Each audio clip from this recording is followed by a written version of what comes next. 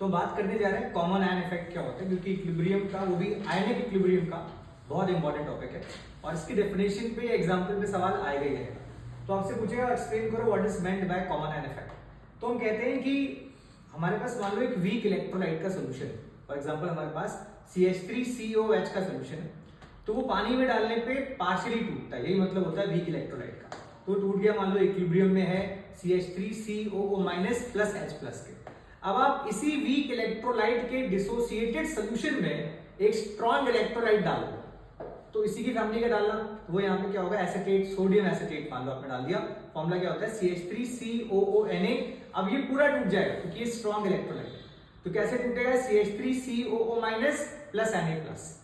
तो क्या हुआ कि प्रोडक्ट के साइड एसीटेट आयन की मात्रा बढ़ गई अचानक से, तो ऊपर जो इक्विलिब्रियम मेंटेन था वो डिस्टर्ब हो गया।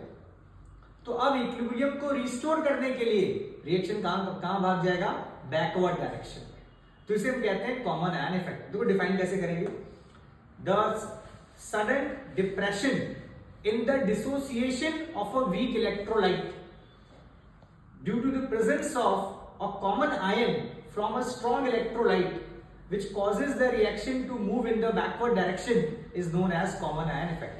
इसके दो एग्जांपल आपको याद करने, पहला CH3COOH प्लस CH3COONA और दूसरा NH4OH प्लस NH4Cl। और यही दोनों एग्जांपल किसके हो सकते हैं, बफर सॉल्यूशन के।